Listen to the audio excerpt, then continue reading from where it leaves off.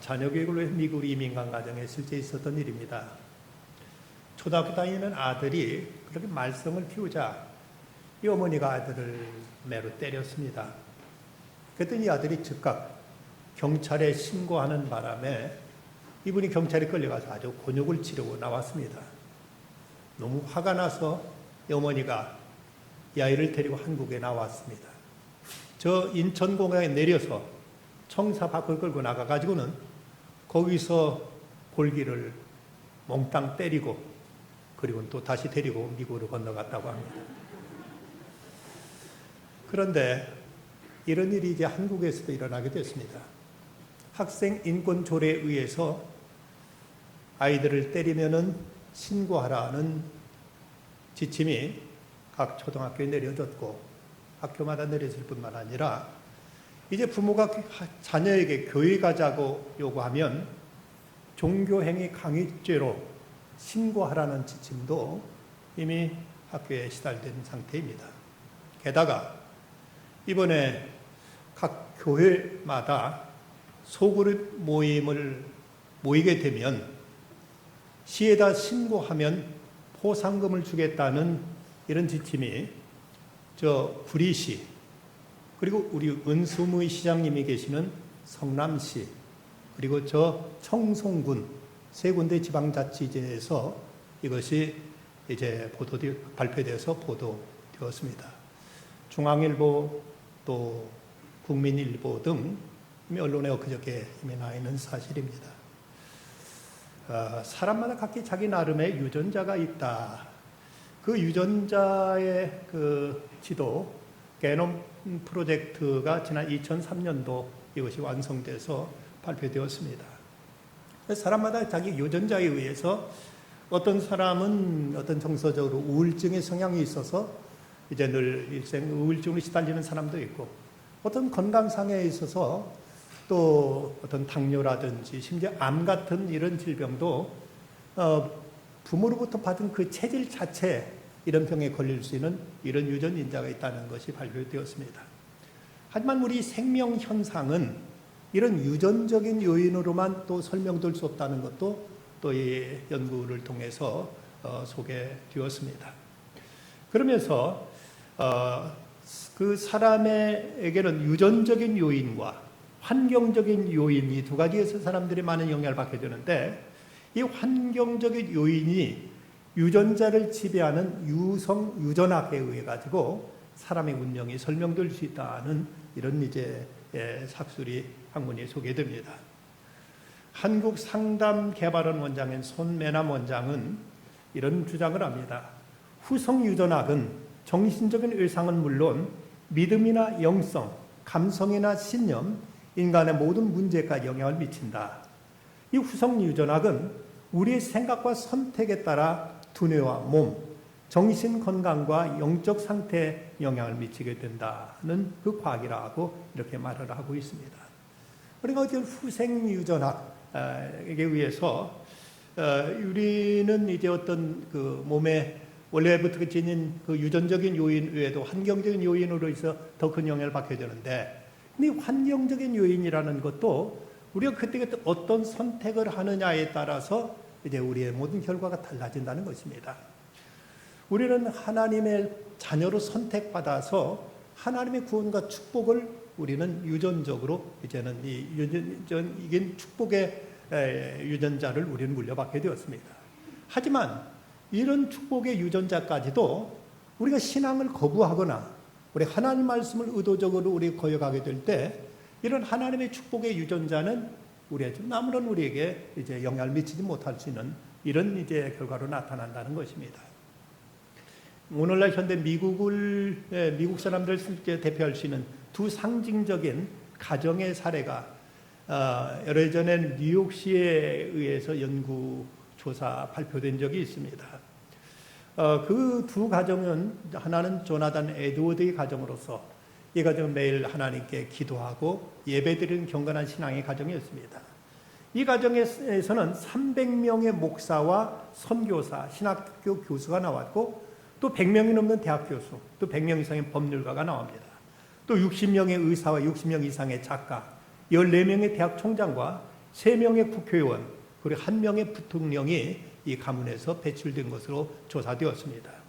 그런데 같은 시대를 살고 있던 맥스 주크라는 유흥주점을 운영하는 한 가정에서는 1200명의 그 후손들이 나왔는데, 그런데 그 중에서 310명이 불황자였고 440명이 방탕하게 살다가 일찍 죽었고, 그리고 130명은 평균 13살에 교도소에 들어갔고, 그 중에 47명은 살인죄로 교도소에 들어가게 됩니다.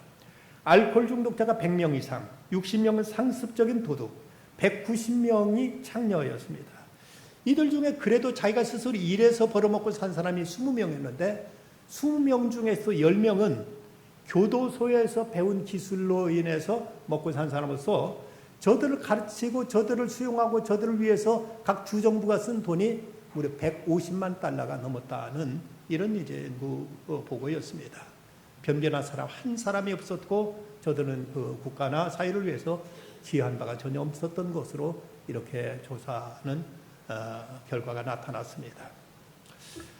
이 시대 역사를 바꾸고 세계를 움직인 인물 5명을 뽑는다면 그 중에 물리학자, 세계적 물리학자인 아인슈타인 박사, 또 공산당 선언을 한 칼 마르크스, 또 인간 무의식의 세계를 연구한 지그문드 프로이드, 또 물리학의 아버지로 불려지는 잔 뉴턴, 또 진화론을 소개한 다윈 등을 꼽을 수 있다고 합니다. 그런데 재미있는 것은 이들 중에 단 한 명, 다윈 한 명만 빼놓고 저들에게 공통점이 있는데 그들 모두가 다 유대인이라는 사실입니다. 지난 100년 동안 노벨상을 수상한 300명을 조사했더니 그 중에 100명 이상이 유대인들이라고 합니다. 근데 그들 중에서 경제학 분야는 무려 65%가 유대인이었고 의학 분야는 23%, 물리학 분야는 22%가 유대인이었습니다. 유대인들의 그런 엄청난 놀라운 경쟁력이 어디서 나올까? 이것이 그럼 그들의 환경 때문일까 하고 생각해 보면 전혀 환경은 그것과 거리가 멉니다. 유대인들은 거의 3,000년 가까이 나라 없이 세계를 떠돌아다니면서 세계 6대 문명 발상지를 그들은 거쳐간 사람들입니다. 말이 그렇지 100년 동안 나라를 없이 지내기만 해도 그 나라의 국민이었다는 그 정체는 말끔히 사라져버리고 만다고 합니다. 우리나라 일본으로부터 36년간 지배받았습니다마는 100년만 일본한테 지배받았으면 이 한민족이라는 것, 대한민국이라는 것, 그 사람들 의식 자체가 다 사라져버렸을 것이라고 이렇게 얘기하고 있습니다. 그런데 유대인들은 무려 3,000년 가까이 나라를 잃은 채 세계를 떠돌아다니는데 1945년 저들은 나라를 독립해서 이스라엘 국가를 세우게 됩니다. 그렇다면 이것은 결국 환경적인 요인이 아니라는 것이 드러났죠. 그렇다면 저들은 선천적으로 어떤 특별한 이런 어떤 이제 지능에 있어서 뛰어난 민족인가 하고 이 점을 조사해 봤다고 합니다. 그런데 이 유대인들은 다른 세계 다른 민족에 비해서 특별히 그들의 지능이 뛰어난 점도 없다는 것입니다. 그럼 무엇이 유대인들로 하여금 이렇게 세계적으로 우수한 민족을 만들 수 있었을까?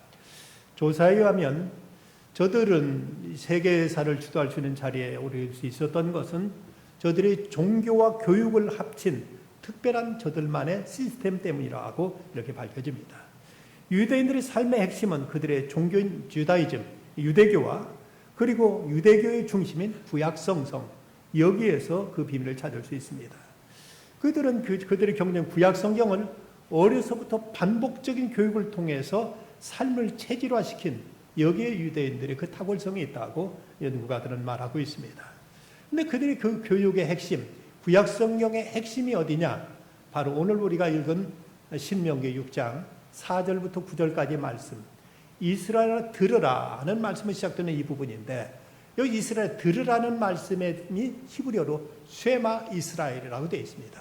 그래서 쉐마라는 말은 그 말 글자 그대로 들으라는 말인데, 바로 이제 들으라는 신명기 6장 4절로 9절 말씀이 이스라엘의 그 국민 교육 헌장과 같아서 저들의 모든 그 자녀 교육의 핵심이 바로 다 여기에 담겨 있습니다. 우리 교육관을 쉐마홀이라고 지은 것도 바로 이스라엘 백성들의 그토록 그 자녀들에게 말씀을 가르치는 그 철저한 정신을 우리도 배우자 하는 이런 의미에서 우리가 쇠마홀이라고 이름을 붙이게 되었습니다. 그럼 그 쇠마 교육의 핵심은 뭐냐? 먼저는 무엇을 가르치느냐 하는 교육의 내용입니다. 오늘 1절 말씀 보면 이는 곧 너희 하나님 여호와께서 너희에게 가르치라고 명하신 명령과 규례와 법도라. 명령과 규례와 법도라고 말씀하고 있는데 이것은 이스라엘 백성들의 시민법 또는 이제 의식법 또는 재반 규례들 이 모든 걸 다 망라한 저들의 율법으로서 하나님 말씀인 성경을 의미하고 있습니다. 저들에게 있어서 가장 교육에서 가장 우선적인 조건은 우선적인 교육의 자료는 바로 십계명과 하나님 말씀입니다. 이스라엘 백성들은 자녀들이 글을 가르칠 때에도 왜 글이 필요하냐? 하나님 말씀을 읽고 배우기 위해서 글이 필요하다고 이렇게 저들은 생각하고 있고 저들 어려서부터 그 글을 가르칠 때도 쟁반 같은 일판에다가 꿀로 글씨를 성경을 써서 아이로 하여금 그 손가락 꿀을 찍어 먹으면서 글씨를 배워가지고 하나님 말씀이 꿀처럼 달다, 송이꿀처럼 달다는 것을 저들을 어려서부터 체득시키는 이런 훈련을 하고 있다고 합니다. 저들의 핵심은 그 교육의 핵심은 하나님을 경외하는 것과 하나님을 사랑하는 것 두 가지로 나누는데 오늘 말씀 2절에 보면 곧 너와 내 아들과 내 손자들이 평생에 내 하나님 여호와를 경외하며 내가 너에게 명한 그 모든 규례와 명령을 지켜 행하기 위한 것이다. 또 5절 말씀 너는 마음을 다하고 뜻을 다하고 힘을 다하여 내 하나님 여호와를 사랑하라는 바로 이 두 가지 하나님을 경외하고 사랑하라는 것 이것이 저들의 교육의 핵심 정신임을 얘기하고 있습니다. 우리나라에서는 자녀들을 가르치는 것이 너무나 많습니다. 학교에서 제도권 교육을 통해서 숱한 여러 가지 많은 과목을 가르칠 뿐만 아니라 그 외에 학원이라든지 개인 교습을 통해서 피아노며 웅변이며 속셈이며 태권도며 여러 가지 수많은 과목들 아이들에게 밤늦도록 가르치면서 아이들에게 이것을 이제 훈련시키고 강요하고 있습니다. 그런데 이스라엘 유대의 교육은 간단합니다. 마음을 다하고 뜻을 다하고 힘을 다해 주 너희 하나님을 사랑하라는 이 정신에 담아서 저들로 어려서부터 하나님의 말씀을 알고 하나님을 경외하는 법 이것을 가르치는 것이 유대인들의 교육의 핵심으로 이렇게 알려졌습니다. 아인슈타인 박사가 노년에 쓴 책 가운데 나의 부고라는 그 짤막한 글이 있는데 거기서 그는 어렸을 때 아버지가 자기한테 그 나침반을 보여준 것에서 어떤 큰 감동과 충격을 거기 소개하고 있습니다. 나침반을 들고 아무리 이걸 돌리고 움직여도 나침반의 바늘은 항상 북쪽을 가리키고 있는 걸 보면서 그는 거기 놀라운 어떤 깨달음을 얻게 됩니다. 그때 기억을 아인슈타인 박사는 이렇게 기록하고 있는데 나는 지금도 생생히 기억하고 있다. 그때 그 경험은 내게 영원히 사라지지 않을 깊은 인상을 주었다. 사물의 이면은 반드시 깊숙이 감춰진 그 무언가가 있다고 이런 말을 합니다. 이 한마디 속에서 아인슈타인이 자기가 그때 받던 충격을 이렇게 얘기하고 있는데 그는 이 사실을 통해서 세상이 어떻게 바뀌든 시대가 아무리 변하든 바로 나침반처럼 어떤 분명히 한쪽 방향을 가르치는 절대적인 진리와 가치가 있다면 우리는 어떤 시대에도 어떤 상황에도 흔들리지 않고 우리 중심을 지켜갈 수 있다는 사실을 그는 깨닫게 되었던 것입니다. 재앙이라는 말을 영어로 디제스트라고 말하는데 이 말의 어원을 보면 사라진다는 뜻의 니스라는 이제 라틴어와 또 별이란 뜻의 에시스터라는 두 단어가 합성된 말이라고 합니다. 즉 여기서 별이 사라지는 것이 재앙이라는 것이죠. 그럼 여기서 별이 사라진다는 무슨 의미가 있는가? 옛날 사막을 여행하거나 아니면 그 넓은 바다를 항해할 때 여행자에게 꼭 필요한 것은 밤중에 변함없이 비치는 별이었습니다. 저 북쪽에서 비치는 그 북극성, 그 별만 있으면, 별만 찾으면 어느 때든 방향을 잃지 않고 여행하거나 항해할 수 있는데 별이 만약 사라버린다면 그건 그야말로 재앙이라는 것입니다. 이젠 방향을 알 수 없고 방향을 모르다 보면 내가 어디로 가야 될지 내가 지금 어디에 있는지조차도 분간할 수 없기 때문에 이것이야말로 별을 잃어버리는 것이야말로 가장 큰 재앙이라고 옛날 사람들은 그렇게 생각해서 이제 재앙이라는 말이 별이 없어지는 것이라고 이렇게 부르게 되었다는 것입니다. 어쩌면 지금 우리가 살고 있는 이 시대가 재앙의 때가 아니냐고 사람들은 염려하고 있습니다. 이 코로나19로 인해서 우리는 이제 앞으로 학자들 중에서는 코로나가 사라지지 않을 것이라고 이렇게 어둡게 전망하는 사람들도 있고, 그 앞으로 다가오는 시대는 이전에 우리가 경험했던 어떤 일상을 우리가 이제 찾을 수 없는 뉴 노멀의 시대가 될 것이라고 이렇게 얘기하고 있습니다. 세계 역사를 이전에는 BC와 AD로 나눴는데 그 뜻은 Before Christ, 그리스도 이전이냐, 라틴어는 안노 도미네, 우리 주님의 시대냐 해서 그리스도를 중심으로 그 전과 이후로 나눠서 역사를 반분했습니다. 그런데 지금 이 시대는 이 BC와 AD의 의미가 달라졌다고 합니다. 이 BC는 Before 코로나 이전이냐, 또 AD는 After Disease, 질병의 이후의 시대냐는 이런 뜻으로 가려져서 코로나 이전과 이후로 이제 세계 역사가 바뀌어질 것이라 이렇게 내다보고 있습니다. 이런 그야말로 재난의 때 암담한 세월이 우리에게 다가온다 할지라도 우리에게 별을 잃어버리지 않는다면 우리가 어떤 시대 속에서도 우리는 방향을 찾을 수 있고 우리가 나갈 길을 우리는 잃지 않게 될 것입니다. 그 별이 과연 무엇인가? 성경에 있는 말씀대로 보면은 오직 주의 말씀은 세세토록 있도다. 영원히 변하지 않는 절대 진리인 하나님 말씀, 이 말씀만 우리가 어느 때든 붙들 수만 있다면, 이 말씀을 찾을 수만 있다면 우리는 별이 사라진 캄캄한 어두운 밤에도 우리는 참된 별, 참된 빛을 보고 앞을 향해 나아갈 수가 있게 될 것입니다. 그럼 이제 어디서 가르치느냐가 문제입니다. 이 7절 말씀, 집에 앉았을 때든지 길을 갈 때든지 누워있을 때든지 일어날 때든지 말씀을 강론할 것이라 하고 이렇게 성경 기록하고 있습니다. 우리 부모들은 대개 하나님 말씀은 교회에서만 가르친다고 생각하는 분들이 많이 있습니다. 그 집에서는 전혀 부모로서 자녀에게 어떤 세상적인 지식은 가르쳐주고 세상을 살아가는 어떤 지혜는 가르쳐주지만 하나님 말씀은 교회에서 가서 배우라고 이렇게 얘기합니다. 하지만 오늘 말씀대로 보면 앉아있을 때든 누워있을 때든지 어디 길을 갈 때든지 어디에 있을 때든지 항상 말씀을 자녀들에게 가르치라고 성경 말씀하고 있습니다. 우리 가정이 자녀들에게 하나님 말씀을 가르칠 수 있는 곳이 된다면 이 가정이야말로 하나님의 돌보심과 하나님의 은혜가 깃드는 곳이 될 것이라고 말합니다. 그래서 스펄전 목사님의 얘기하기를 가정이 하나님 말씀에 따라 지배될 때 천사들이 그들과 동거하며 그들의 가족이 될 것이다. 하나님 말씀을 따라 살아가게 될 때 천사가 그 일원이 될 것이라고 이렇게 말합니다. 가정이 경건한 가정으로서 그 가정에서 자녀들의 하나님 말씀이 교육되고 거기서 그 말씀으로 훈련되어질 수 있을 때 그럴 때 그 가정에 하나님의 천사가 돌볼 것이며 저들 자녀들의 앞길을 친히 지켜주고 인도할 것이라고 이렇게 말씀하고 있습니다. 히브리어로 율법을 토라라고 부르고 있고 그리고 선생을 모라라고 부르고 있고 부모를 호라라고 이제 이렇게 부르고 있습니다. 이 세 가지 단어는 모두 다 야라라는 단어에서 다 파생된 말인데 야라라는 단어는 어떤 단어인가 하면 가르친다, 교훈한다, 그리고 어떤 모양을 만든다는 이런 뜻을 가지고 있는 단어입니다. 그래서 율법이나 아니면 이제 선생이나 부모나 모두 다 가르친다는 뜻에서 파생된 말로서 부모의 역할은 단지 자녀들 밥을 먹여서 자녀들에게 어떤 생존을 유지시켜주는 것, 그것이 부모의 핵심이 아니라 부모의 부모 되면 바로 자녀를 가르치는 역할을 할 때 이 부모가 부모로서의 그 사명을 본분을 다하게 된다고 유대인들은 이렇게 이해하고 있었습니다. 부모가 곧 선생이요 선생이 곧 부모요 또 저들이 가르치는 것 중에 하나가 율법이어야 된다고 저들은 이렇게 이해하고 있었던 것입니다.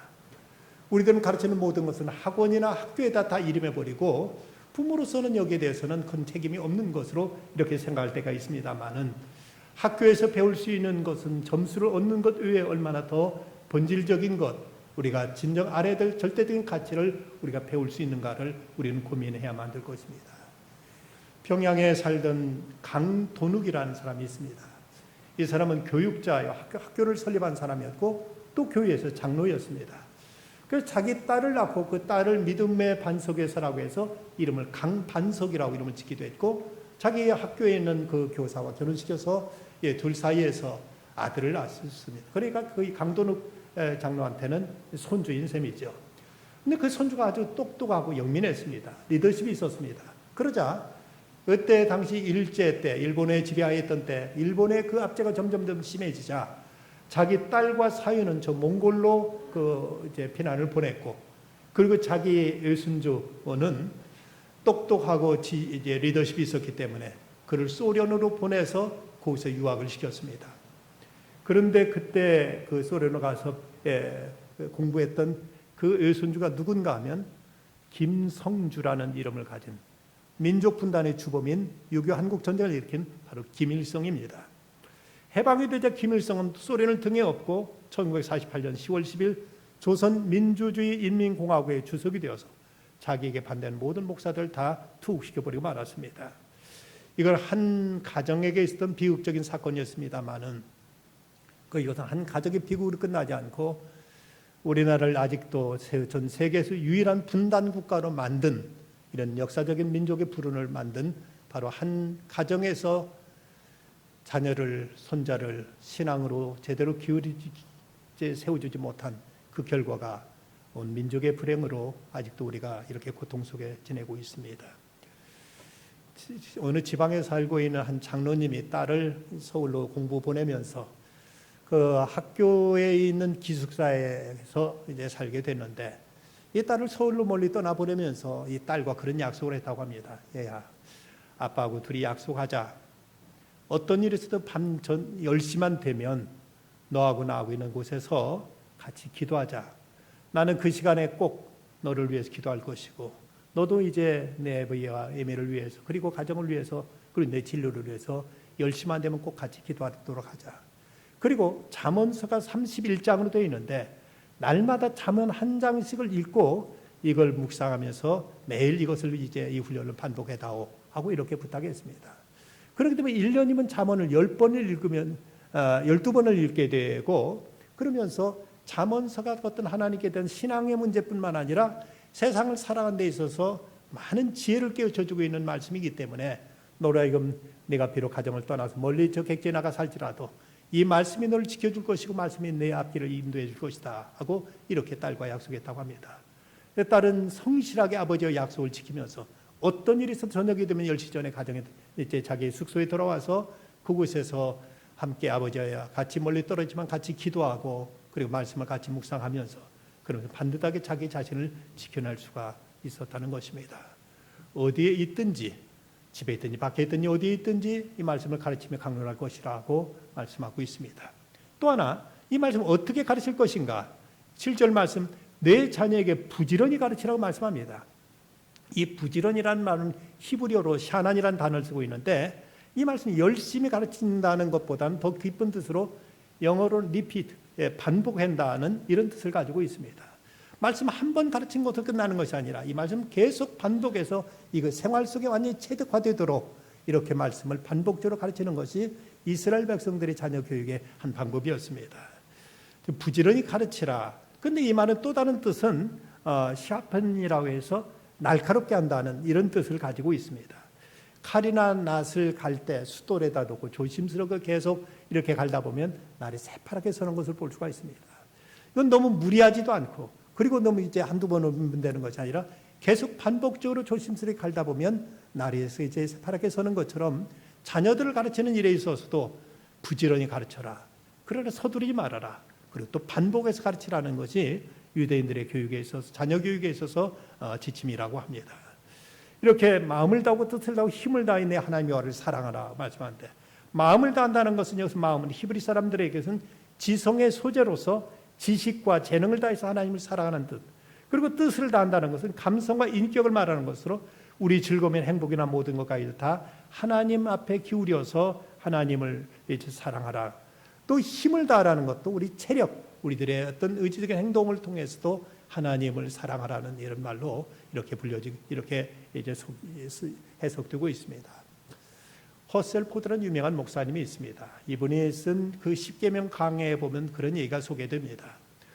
어떤 사람이 자기의 흑인 하인을 데리고 바다 낚시를 나갔습니다. 보트를 타고 바다 한가운데 가서 낚시를 하다가 저녁 때가 돼서 돌아오게 되자 이제 하루 종일 그 낚시를 했기 때문에 좀 피곤했던지라 잠깐 자기가 눈을 붙이기 위해서 하인한테 그렇게 이릅니다. 저기 저 북극성을 보고 저기만 바라보니까 이 보트 키를 쥐고 그대로 계속 달리다 보면 언젠가는 우리 집 있는 곳에 도달하게 된다. 저 별을 놓치지 말고 저쪽을 향해서 반드시 가도록 해라 하고 이렇게 일렀습니다. 그리고 이제 피곤한 김에 이제 그 잠에 빠졌는데 얼마 있으니까 그 하인이 막 흔들어 깨우더랍니다. 큰일 났습니다. 큰일 났습니다.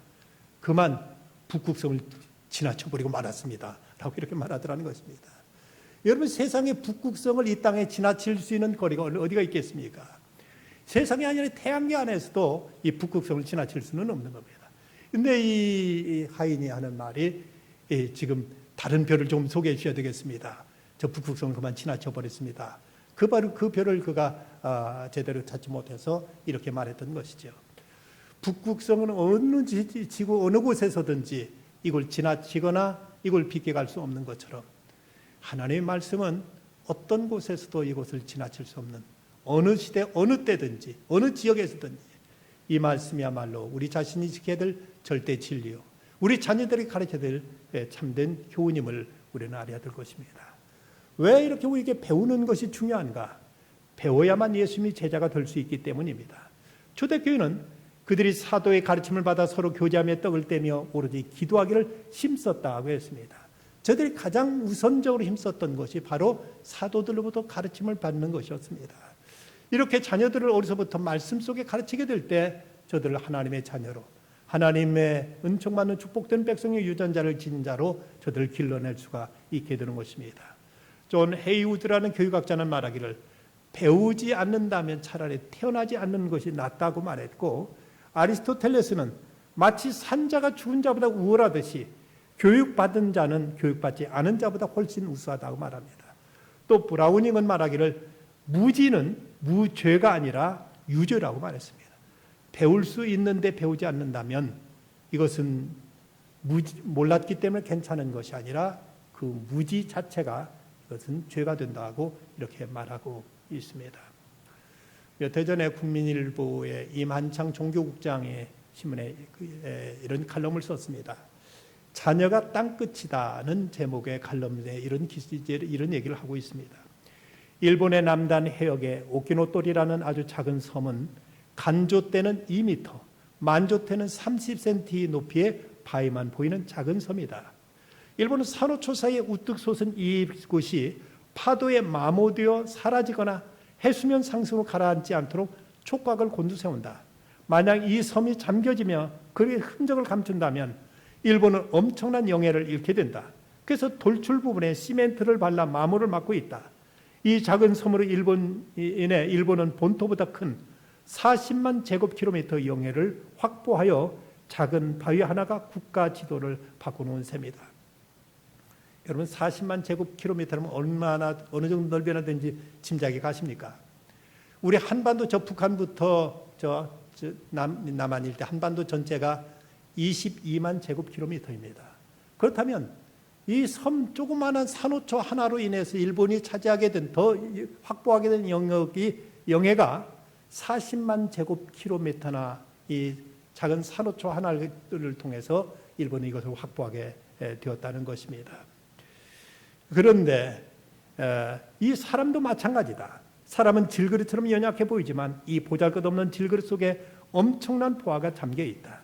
사람 몸은 아주 작지만 그곳에 하나님의 영이 깃들면 무한한 가능성을 지닌 존재가 된다. 그 한 사람으로 인해 가족과 친척과 사회의 국가가 변한다. 예수는 지극히 작고 나약한 인간을 향해 이렇게 명령하신다. 오직 성령이 너에게 임하시면 너희가 권능을 받고 예루살렘과 온 유대와 사마리아 땅끝까지 이르러 내 증인이 되리라. 그렇다면 나의 땅끝은 어디인가? 복음이 가장 신속하고 절실하게 전해져야 될 곳은 북한인가 중동인가 이스라엘인가? 아니다. 우리의 땅끝은 사랑하는 자녀다. 자녀를 신앙으로 바르게 양육하는 것이 곧 땅끝 선교다. 자녀는 오키노토리의 섬과 같이 그들의 영혼의 밑바닥에 엄청난 보화가 쌓여 있다. 세파에 마모되거나 휩쓸리지 않도록 그들의 영혼에게 항상 깊은 관심을 가져야 된다. 그리스도 안에서 잘 자란 자녀는 세상을 변화시키므로 내 자녀뿐만 아니라 남의 자녀도 잘 자라도록 도와야만 된다. 세상에 태어나는 자녀들은 모두 우리의 희망이기 때문이다. 일본은 이 오키노토리, 이제 이 산호초, 이것을 영토를 확보하기 위해서 약 1조 원의 돈을 쏟아붓고 있다고 합니다. 그렇다면 우리들의 땅끝인 자녀들을 위해서는 우리가 얼마나 많은 정성과 노력을 쏟아붓고 있는지 우리 자신을 돌아봐야만 될 일입니다. 유대인의 탈무드에 보면 랍비 아키바 이야기가 소개됩니다. 주후 70년 로마에 의해서 3년 동안이나 예루살렘은 포위되고 있었습니다. 이제 머지않아 성은 함락될 것이라는 것이 눈에 환한 모습이었습니다. 이때 랍비 아키바가 도저히 이제 성이 더 이상 견디지 못한다는 걸 알고는 성 안에 소문을 냅니다. 아키바가 병이 들었다 하는 이런 소문이었고, 그리고 며칠 후에는 이 아키바가 죽었다는 이런 소문이 났습니다. 그러더니 그 아키바가 죽었다고 하는 그날 관에 의해서 아키바가 그 관에 담겨져서 성 밖으로 나가게 됩니다. 성 밖으로 나간 이 아키바는 거기서 관에서 나와가지고 로마의 장군 사령관에게 찾아갑니다. 찾아가서 이 사령관에게 이렇게 단판을 짓습니다. 우리 서로 피를 흘릴 필요가 없습니다. 내일 아침이면 우리가 예루살렘 성문을 활짝 열고 전혀 한거함이 없이 로마 군인을 모두 다 맞아드리겠습니다. 그런데 한 가지 조건이 있습니다. 마을 한가운데 조그만 집이 하나 있는데 그 집만은 절대 손대지 말아 주십시오. 우리에게 있는 돈은 다 가져다 줬고 사람 다 붙들어가도 좋습니다. 다만 성 안에 있는 그 집 하나만은 손대지 않겠다는 약속만 해 주십시오 라고 로마 장군에게 부탁합니다. 장군이 그 집에 뭐가 있어? 하고 묻습니다. 그곳은 책이 있는 곳입니다. 뭐 책뿐이라면 뭐 그게 문제될 거 없겠구만. 좋도록 그렇게 합시다. 우리 싸우지 맙시다. 이제 전쟁 끝냅시다 해서 약속을 했습니다. 여기 이렇게 다짐을 받고 아키바가 다시 성으로 돌아와서 그 예루살렘 성 안에 있는 모든 어머니들 불러 모았습니다. 그리고 그 어머니들 앞에서 눈물 흘리면서 그런 유명한 설교를 하게 됩니다. 어머니 여러분, 다 없어도 됩니다. 다 빼앗겨도 됩니다. 단 한 가지 어머니들의 가슴 속에 하나님 말씀이 새겨져 있으면, 또한 탈무드가 있으면 우리 백성의 영혼이 존속됩니다. 여기에 희망이 있습니다. 이 백성을 통해서 하나님 뜻을 이룰 날이 올 것입니다. 이 위대한 설교와 함께 거기에 어머니들 모두 서로 부둥켜 안고 성경 위에 엎드려 울면서 기도로 밤을 지새웠습니다. 그리고 이튿날 로마 군대는 누구의 항거도 없이 그 성 안에 들어와서 성을 점령하게 되었고, 약속대로 그 집에 있는 책만은 보호해 줬습니다. 그런데 그 책, 성경과 탈무드가 바로 오늘날까지 유대인들을 지켜낼 수 있었던 힘이었고 바로 그 정신이었던 것입니다. 오늘 우리가 여러 가지 어렵다고 합니다마는 우리가 끝까지 우리의 다음 세대들에게 물려줘야 될 유산이 있다면 과연 무엇일까?